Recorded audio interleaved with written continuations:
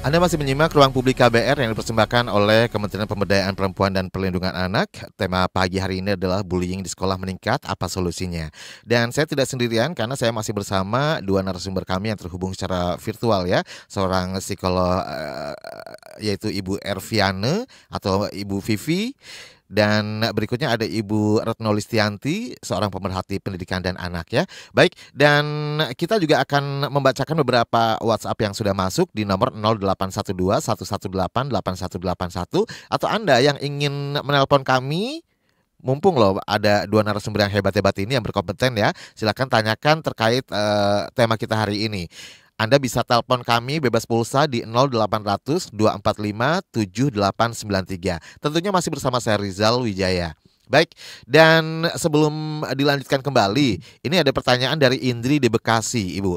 Zaman saya sekolah dulu, di kelas sering menghina nama orang tua, tapi dianggap bercanda dan umum. Oh, ceng-cengan gitu ya. Kalau melapor guru malah tambah ditindas. Dulu belum ada istilah bullying. Nah, ini hanya bercerita saja. Oke, baik. Berikutnya ada juga Eva Chan dari YouTube. Saya jadi sedih melihat kelakuan anak sekolah sekarang. Hal yang kecil seperti sudah tren. Oh, hal yang kecil seperti sudah tren gitu ya. Bicara, ini disensor deh, nggak bisa saya. Yang jelas kata-kata kasar gitu ya. Ini kenapa seperti ini ya keadaan sekarang? Di mana letak kesalahannya? Oke. Sekarang langsung saja kita akan minta tanggapannya dari dua narasumber kita hari ini. Ibu Retno terlebih dahulu, silakan Ibu Retno. Mungkin dari Eva Chan, ini pertanyaannya ya. Boleh Ya, ditanggapi terlebih dahulu. oke ya. Yang pertama, kalau bercanda sama bully itu apa bedanya gitu ya. Hmm. Jadi sebenarnya anak sekarang tuh dibilang bully, orang kita bercanda gitu. Kemudian yang kedua, Bercanda kalau doang ngadu, baper gitu ya, biasanya kan gitu. baper gitu. Kalau ngadu, baper gitu kan. Nah, padahal definisi bercanda itu dua pihak kan sama-sama suka, sama-sama senang. Hmm. Tapi kalau bully, yang satu senang kan yang satu tersakiti, gitu. Itu bedanya gitu. Jadi orang yang kemudian merasa dibully itu memang menjadi ditentukan oleh korban. Jadi kalau korban ngerasa itu nggak bercanda, tapi itu nyakitin dia, merendahkan dia, ya jatuhnya bully gitu. Jadi korban yang berhak menentukan, bukan para pelaku gitu. Nah, lalu tadi definisinya sangat jelas. Kalau bercanda kita ketawa bareng, senang bareng. Tapi kalau bully adalah yang satu pasti tersakiti, yang Oke. satunya bahagia kan gitu. Kalau Nah, itu bercanda nggak ada yang jadi korban ya bedanya. Ibu ya. Iya, jadi nggak baper dan enggak disebut bercanda. Bully ya bully gitu, nggak bisa tidak bisa kita sama-samakan ya, atau dianggap bahwa lu lebay, lu Hmm. baperan gitu. Enggak gitu, karena Bu, dia tapi korban ada loh Bu yang awalnya bercanda gitu kan. Bercandanya akhirnya keterlaluan nih. Akhirnya ada yang baper, marah gitu. Ini gimana nih? Nah, kalau kayak begitu berarti kita berhenti. Jadi kalau kita lihat Hmm. orang yang kita bercandain itu ternyata merasa tersudut, kan kelihatan dari raut muka ya. Nah, Mm-mm. berarti kita berhenti, stop di situ. Artinya dia Oke. nggak nyaman. Ya, itu yang harus kita lakukan gitu. Kalau kita awalnya adalah bercanda gitu ya, kalau lama-lama akhirnya menyakiti dia, ya kita harus mengerti kepekaannya harus ada untuk berhenti gitu. Nah, yang kedua, kan tadi pertanyaan kok bisa ya anak-anak itu melakukan ini gitu. Saya sepakat sih dengan Mbak Vivi tadi bahwa setelah keluarga sebagai pembentuk karakter pertama dan utama, memang lingkungan berpengaruh. Anak-anak ini bergaul tuh sangat berpengaruh.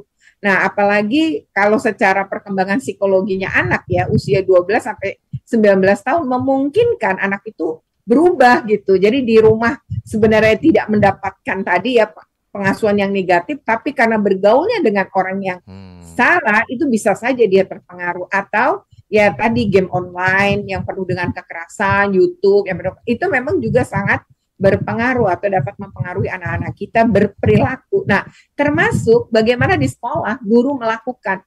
Coba deh baca tata tertib sekolah, isinya tuh larangan semua. Bener. Terus bicara hak kewajiban, kewajibannya 38, haknya 7 gitu kan, nggak berimbang banget gitu.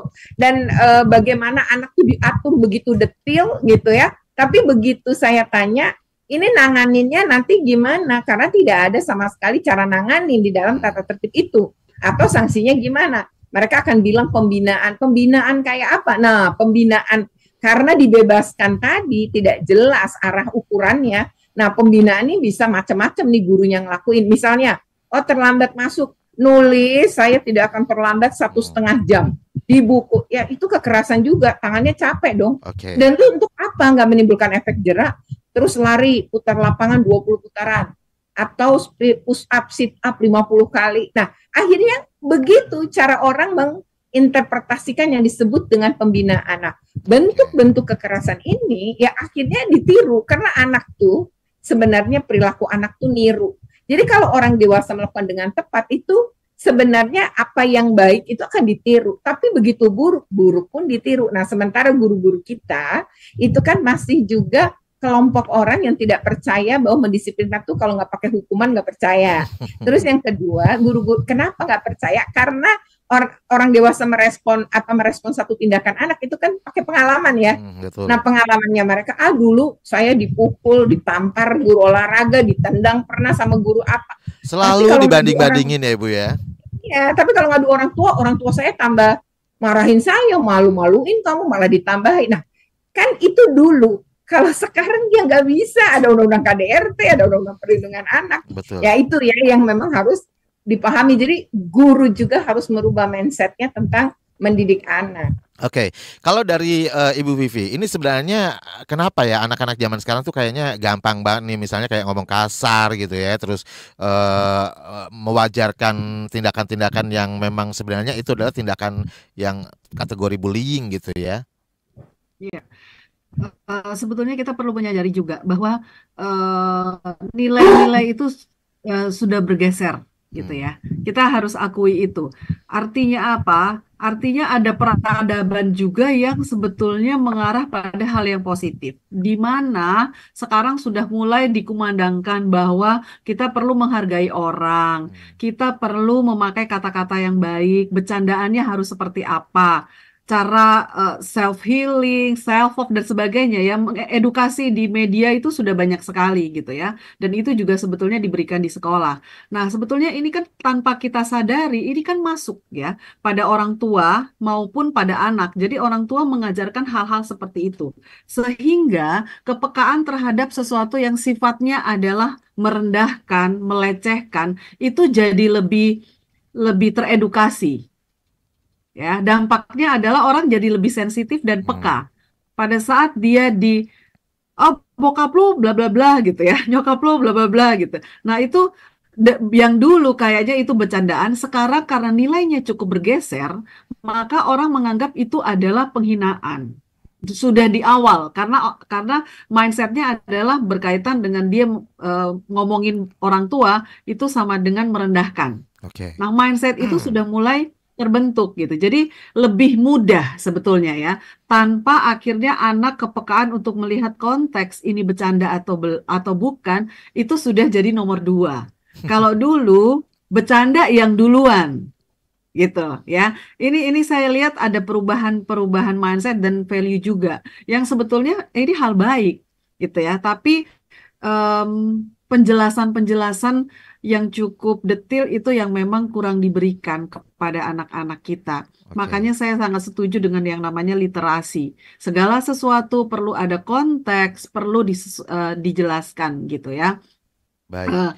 Berkaitan dengan bercandaan juga gitu ya, bercandaan yang kok kayaknya dengan mudahnya anak-anak. Karena gini, anak sekarang yang saya lihat adalah keren sama dengan berbeda. Entah berbedanya positif ataupun negatif, Anti-mainstream gitu ya. Pokoknya keren. Jadi Anti-mainstream itu keren. anti-mainstream itu keren pokoknya.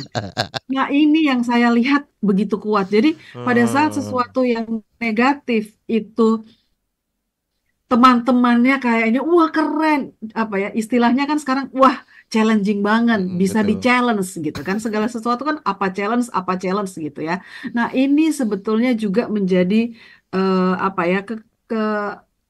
fenomena yang saya lihat akhir-akhir ini. Jadi zaman dulu main itu adalah keren, kebebasan dengan bermain itu keren. Sekarang sesuatu yang berbeda, unik, kamu berani walaupun itu menyakitkan, itu adalah keren. Oke. Nah, ini yang selagi sebetulnya positif itu sebenarnya bagus ya kami. Ibu ya. Selagi itu positif bagus ya. Berbeda Ya, adalah betul. keren ya nggak sih? Ya. Baik, Bu Retno, tadi sebelum jeda, saya penasaran Ibu, kenapa sih di lingkungan pendidikan ini masih sering terjadi ya aksi perundungan, padahal justru orang tua di rumah sudah percaya loh kalau di sekolah ini adalah lingkungan yang paling aman. Gimana nih Bu? Nggak usah perlu apa namanya Ya, cari kesalahan gitu ya Bu ya? iya, anak-anak ini kan sebenarnya kalau bagi saya sih anak itu kan usianya 0 sampai 18 tahun ya. 18 tahun lebih dari aja udah bukan anak kan gitu. Berarti kita ngitungnya 18 ke bawah nih. Dan anak-anak itu kan secara perkembangan ya dia itu kan memang manusia yang belum dewasa gitu ya.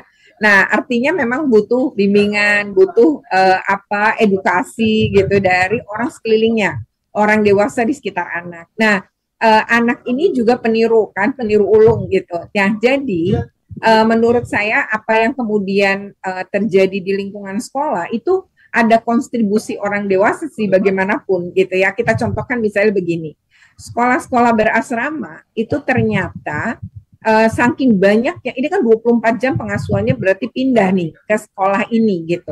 Nah, ketika sekolah-sekolah berasrama ini santrinya begitu banyak gitu, ini untuk sekolah berasrama agama apapun ternyata peristiwanya didapatkan nih. Nah, ketika kemudian pengawasannya otomatis antara guru sama muridnya kan jumlahnya banyakkan murid nih. Nah, lalu kan itu 24 jam bagaimana ngawasinya? Maka mereka gunakan adalah anak-anak senior. Jadi kakak kelas. Nah, kakak kelas ini bertindak disiplin, nyontoh apa yang dia alamin. Jadi kan biasanya dihukumnya fisik. Maka dia melakukan hukuman fisik. Tapi karena masih anak, dia ini nggak bisa ngukur bahaya. Orang kalau dipukul dadanya, ditendang lehernya, itu akan berdampak. Itu nggak ngerti bahaya itu. Jadi waktu mereka melakukan hukuman fisik, mereka melampaui dari hal yang nggak pernah memang diajarkan gitu. Jadi saya sepakat juga dengan Mbak Bibi misalnya soal literasi. Jadi gimana orang dewasa di sekitar anak ini memahami anak itu di levelnya gimana cara dia mikir, karena dia juga kan secara emosi masih sulit mengelola, lalu ini dipakai gitu. Makanya kita nih di Januari sampai Maret aja anak yang meninggal di sekolah-sekolah berasrama ini banyak. Tapi bukan berarti anak di sekolah umum atau bukan berasrama yang pulang balik maksud saya aman, enggak juga gitu. Saya menemukan beberapa kasus juga. Jadi ini kekerasan itu terjadi, ini kan juga menunjukkan sekolah tuh enggak aman. Ya, dan itu kita bisa lihat dari data-data ya. Misalnya saja terkait dengan anak-anak yang mengalami kekerasan di sekolah gitu, untuk kekerasan seksual dan kekerasan fisik. Itu jumlahnya luar biasa dari survei pengalaman hidup yang dilakukan oleh KPPA sendiri gitu ya. Jadi dari kalau kekerasan fisik setiap 3 anak perempuan dari 5 tiap 3-nya itu mengalami jadi korban kekerasan fisik gitu. Lalu kalau laki-laki malah lebih banyak lagi 2-1 gitu kan ya. Jadi ini kan artinya menurut saya cukup mengerikan gitu ya. Baik. Jadi memang ada hal yang juga dialami oleh anak-anak kita, ya dampak dari bagaimana sistem pengawasan dan juga pendampingan dan edukasi orang dewasa terhadap anak-anak itu ya tadi. Memang jadi orang tua tuh nggak gampang ya karena nggak ada sekolahannya gitu ya. Tapi tadi dampak-dampak apa yang dilakukan anak, sebenarnya kesalahan anak tuh nggak berdiri sendiri. Tapi bahwa ada kontribusi orang di lingkungannya dia. Karena kan dia sedang tumbuh berkembang dan bukan orang yang dewasa, memang belum dewasa anak itu, maka disebut sebagai anak. Sepakat gitu. Literasi ya Ibu ya, meningkatkan literasi. Betul. Kita tahan dulu Ibu, jangan kemana-mana. Untuk Anda pendengar, kita akan jeda terlebih dahulu. Ini semakin menarik ya perbincangan kita pagi hari ini, dan setelah jeda saya juga akan membahas terkait masih dengan lingkungan pendidikan, sekolah ramah lingkungan ya kan. Nah, sekolah ramah anak, sorry. Kok jadi ramah lingkungan? Baik, jangan kemana-mana, tetap di Ruang Publik KBR bersama saya Rizal Wijaya.